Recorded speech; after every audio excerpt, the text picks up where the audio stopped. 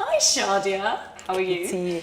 This is obviously a bit weird for us both. We used to actually working together and hosting events together, and now here we are, me as a radio presenter, interviewing you as a WWE star. Like, just how on earth does that feel for you in the first place? It still feels unreal, really, but it's so great that we get to do this together like this. I know. So you didn't actually try out to be a WWE star? Tell me about that. What happened is that in the beginning I auditioned for the TV presenter role for the first ever WWE Arabic TV show. But while I was casting, the opportunity to maybe try out do the tryout as an athlete came up, and I couldn't turn something like this down. Such a unique opportunity. It's such an unusual opportunity as well, because you're going to go from behind the mic and in front of the camera to in the ring. So what kind of went through your mind those first few tryout stages? I mean, you must have been nervous. You know, I do jiu-jitsu. I'm a blue belt, 3 stripes, so 1 away from purple. I've been training jiu-jitsu for 4 years, and I love to train CrossFit. I like to, it helps me stay in shape. So I was comfortable going into the tryout knowing that I'm gonna hold my own as an athlete, but of course you don't know what to expect. I've never been to a WWE tryout, and when I Googled it, it looked so tough, and it was very tough. When you got the call from WWE, who was the first person you told after you landed the role? I called my sister Arifa right away, because she gave me the confidence going into the tryouts. I was like, you won't believe what just happened. And my sister is quite laid back, and she has a lot of confidence. She was like, I knew it, you got this. And I'm like, this is awesome. What challenges did you face, if any, first of all, as a Muslim female, going into sports that, say, necessarily weren't female orientated, like Brazilian Jiu-Jitsu and like CrossFit and things like... You know, Katie, now there's a movement for women in athletics in general. From the London Olympics, every participating country had to send female athletes, and it was the first time as an Arab woman I got to see female athletes from the region compete at the highest level. And there's Ronda Rousey in the UFC, and the women's revolution in WWE, and now it's the women's evolution. All of this created the foundation for, you know, women in sports. So I think the world is now open to it more. But at the same time, I feel like it goes back to how I was brought up. I was brought up in a home where my brother and I are exactly equal. We get the same treatment, we get the same support. And other than possible, you know, the risk of getting injured in the ring, my parents were worried about that. But other than that, they were like, we're very proud of you, as they always say, for all the opportunities that I've worked to get. And I know I have their full support, and I feel like you need to have that for an opportunity like this. I'm going to be far away from home, and you know, training full time, and to know that I have their full support means the world to me. You touched on obviously the women's revolution and the women's evolution.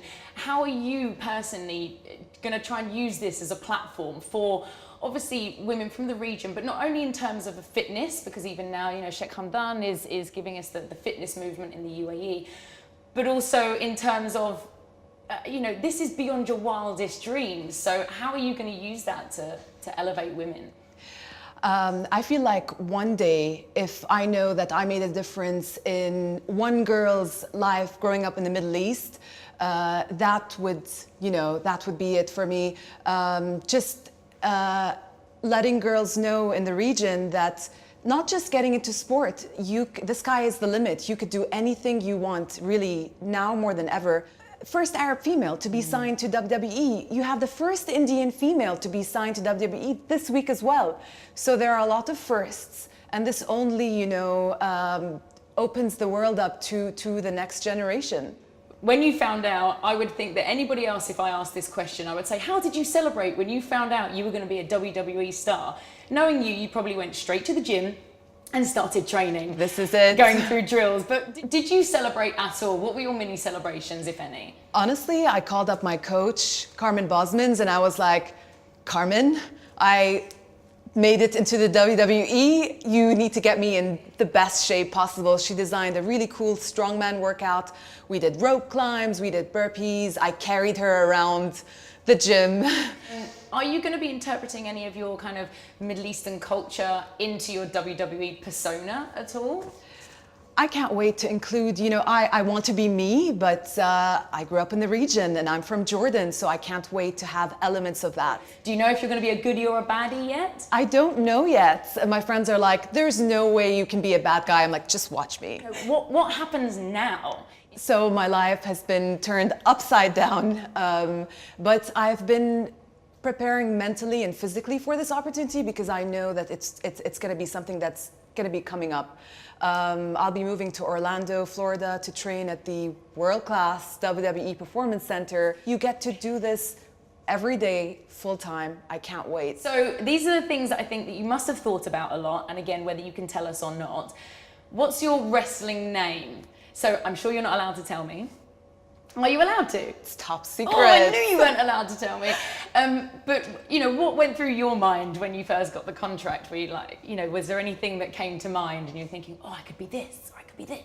Like right away, you start thinking about who am I going to be and what it's going to be like and what's the name and what's the costume and what am I going to wear, So I'm just taking it one step at a time, but I've already thought of a ring name that I hope it gets approved. Oh, great. So you actually do get some input on that? I believe so. Oh, that's good to know. What about your entrance music? You must have thought about that. I've thought about it. And then you start to watch WWE in a different light. You pay more attention to, I'm such a big music fan. You pay more attention to the ring entrance and the costumes and thinking about what it's going to be like. I would love for it to be, something upbeat and modern and have like some elements of Arabic music. No. So the last question I want to ask you is your signature move, or should I say your finishing move, which is going to be something you're obviously going to be developing in Orlando. Is that something you've thought about, especially with your jiu-jitsu background? You're grinning a lot. Okay, tell me about that. I can't wait to, get to the part where you go over your finishing moves, and I hope to combine what I know from jiu-jitsu. There are so many cool moves that I know, and I want to see how they can be adapted to inside the WWE ring. My goal is to one day do a flying armbar, so Katie, I'm watching. Watch out for that. That's going to be amazing. Google a flying armbar. We were asking our listeners, what do we think that your finishing move would be and what would it be named? We probably think there was a toss-up between Mafi Mushkala, which obviously means no worries. But the one that we think came out on top would be the Khalas. This is the ultimate finisher, Khalas. I'm so proud of you. I'm so excited for you. I hope you will keep us updated with your journey. I know that I'm going to come out and see you. For sure. I can't wait, Katie, it's gonna be for you to tell me I'm in Florida and I would hopefully be on NXT TV and get you front row tickets. Okay, did you get that on film? Did you hear that front row tickets? Promise. Adam, did you? You saw that? Okay, I'm just checking.